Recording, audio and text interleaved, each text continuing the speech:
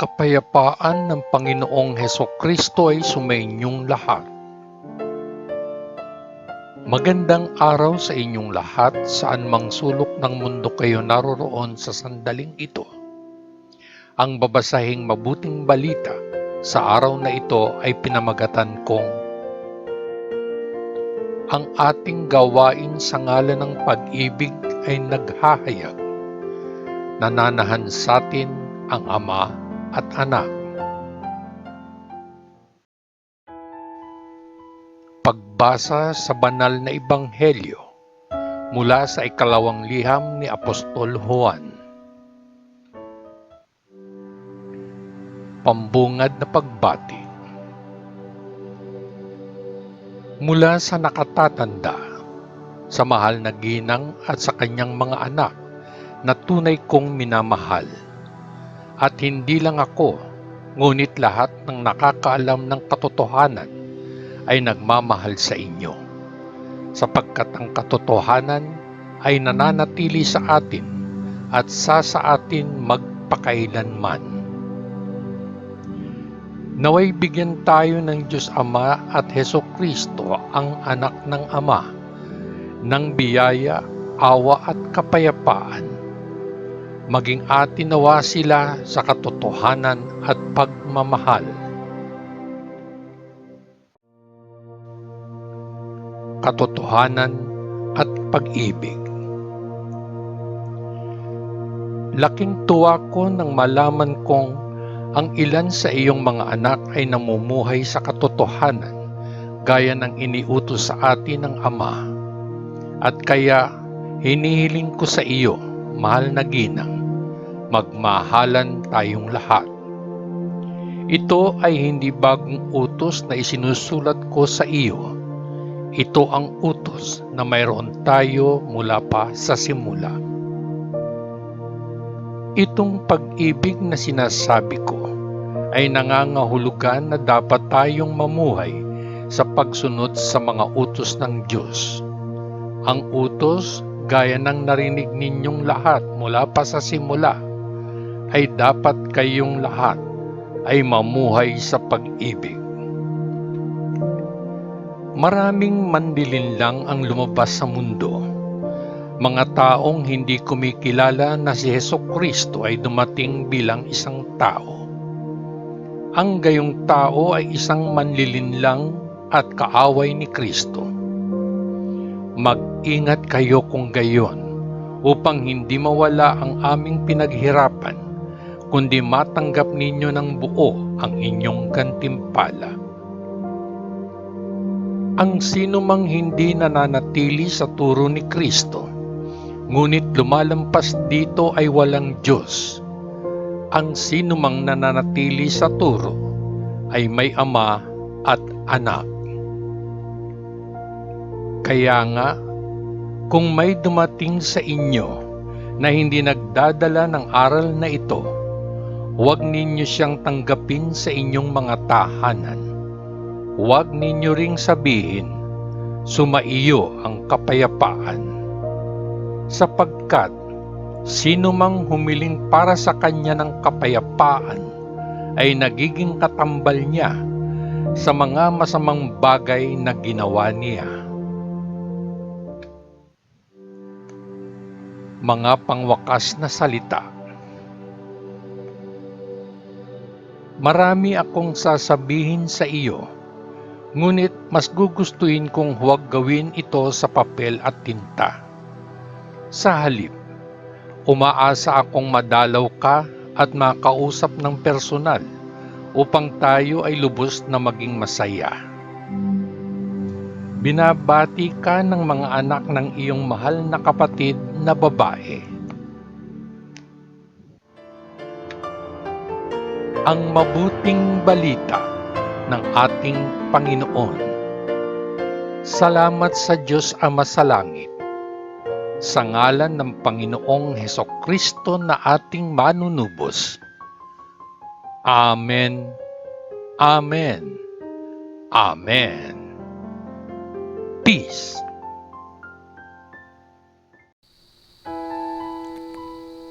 Muli akong bumabati sa inyong lahat Magandang araw sa inyong lahat, saan mang sulok ng mundo kayo naroroon sa sandaling ito.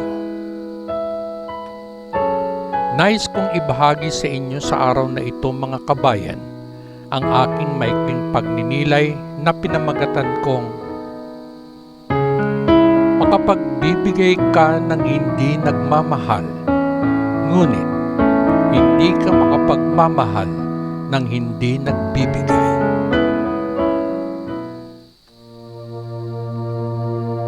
Sino mang naniniwala at sumasampalataya sa Panginoong Hesukristo ay nadinig na ang mga mensaheng ito na paulit-ulit niyang ipinangangaral, gayon din ng kanyang mga apostol saan man sila pumunta sa simula pa lang. Mahalin mo ang iyong kapwa gaya ng pagmamahal mo sa iyong sarili. Santiago, 2 kabanata, 8 talata. Dapat tayong magmahalan. Unang Juan, 3 kabanata, 11 talata. Tulad din ito sa pananampalataya. Kung ito ay nag-iisa at walang kasamang mga aksyon, kung gayon, ito ay patay.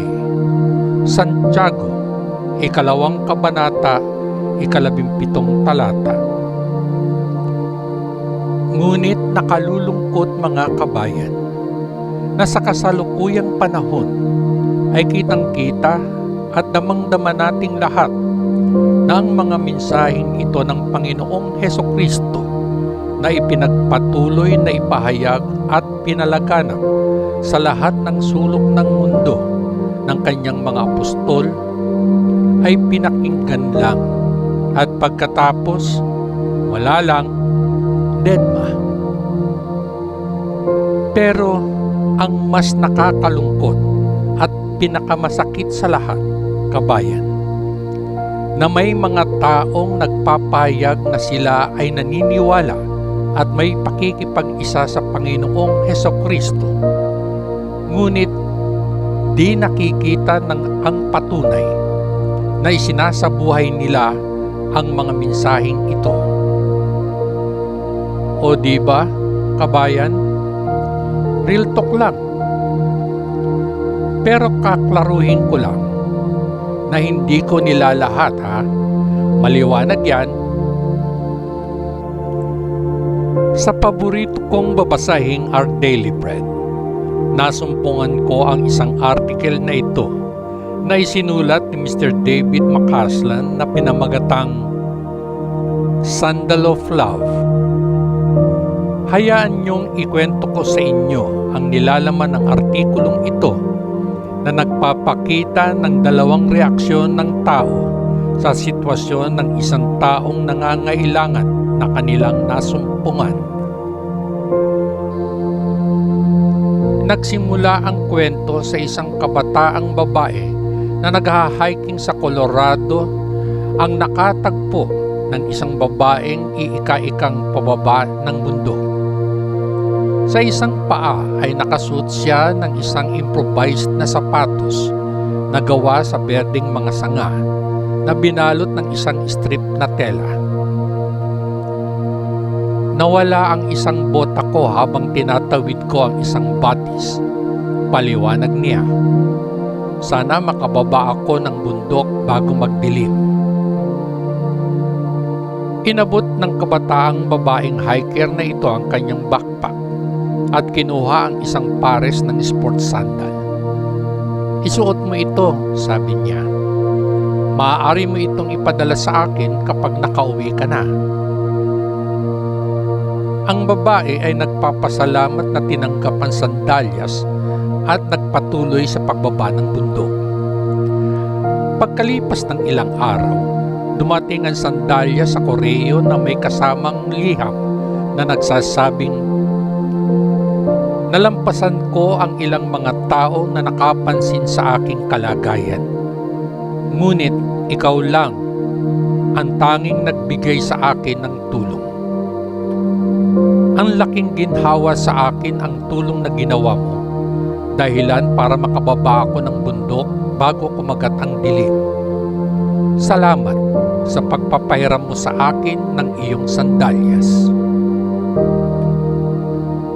Sa kwentong ito sa artikel ni Mr. McCasland, ang unang reaksyon na napansin ko sa mga taong nakasalubong ng nangangailangang hiker ay ang lagpasan lang siya.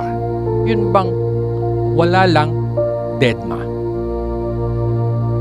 Real talk lang ako. Ito, in general ang pag-uugali ng mga tao. Kasama na din dito yung ilan claiming na mga tagasunod sila ng Panginoong Hesukristo. Ang ikalawang reaksyon naman na nakita ko ay ang ginawa ng kabataang babaeng hiker na nakasalubong niya na nagpahiram sa kanya ng isang pares ng sports sandals para mapabilis ang pagbaba niya ng bundok. Ito ang karakter ng isang taong nagpapahayag na ang anak at ang ama ay nananahan sa kanyang puso dahil malinaw na nakikita sa kanyang mga gawa. Ipinahahayag ng mabuting balita ng Panginoon na ang pag-ibig ay makikita at mahahawakan. Maaaring kasing laki ito ng pag-aalaga ng Good Samaritan sa isang nasugatan na lalaki. Basahin natin ang Lucas, 10 kabanata, mga talata 30 hanggang 37. Sumagot si Jesus, minsan ay may isang lalaki na bumababa mula sa Jerusalem patungong Jericho. Nang salakayin siya ng mga tulisan, inubaran at binugbog siya na iniwang halos patay na. Nagkataon na ang isang pari ay bumababa sa daang iyon. Ngunit nang makita niya ang lalaki, lumakad siya sa kabila. Sa gayon ding paraan, dumating din doon ang isang Levita. Lumapit at tumingin sa lalaki, at pagkatapos ay lumakad sa kabilang dako. Ngunit isang Samaritano na naglalakbay sa daang iyon ang dumating sa lalaki. At nang makita niya ito, ang kanyang puso ay napuno ng habag. Lumapit siya sa kanya, binuhusan ng langis at alak ang kanyang mga sugat at binalutan ang mga iyon. Pagkatapos ay isinakay niya ang lalaki sa kanyang sariling hayop at dinala siya sa isang bahay tuluyan, kung saan niya ito inalagaan. Kinabukasan ay naglabas siya ng 2 pilak na barya at ibinigay sa may-ari ng bahay tuluyan. Alagaan mo siya, ang sabi niya sa may-ari ng bahay tuluyan. At pagbalik ko sa daang ito, babayaran kita kahit anong panggastusin mo sa kanya. At nagtapos si Jesus. Sa iyong palagay, alin sa tatlong ito ang naging kapitbahay sa lalaking inatake ng mga tulisan? Sumagot ang guro ng batas, yung mabait sa kanya. Sumagot si Jesus, pumunta ka kung gayon at gawin mo rin iyon. O kaya na may papakita ito kasing liit ng isang baso ng malamig na tubig na ibinigay sa ngalan ni Jesus. Basahin ang Mateo, 10 kabanata, 42 talata. Makatitiyak kayo na sino mang magbigay ng kahit isang inuming malamig na tubig sa isa sa pinakamababa sa aking mga tagasunod na ito, dahil siya ay aking tagasunod, ay tiyak na tatanggap ng gantimpala.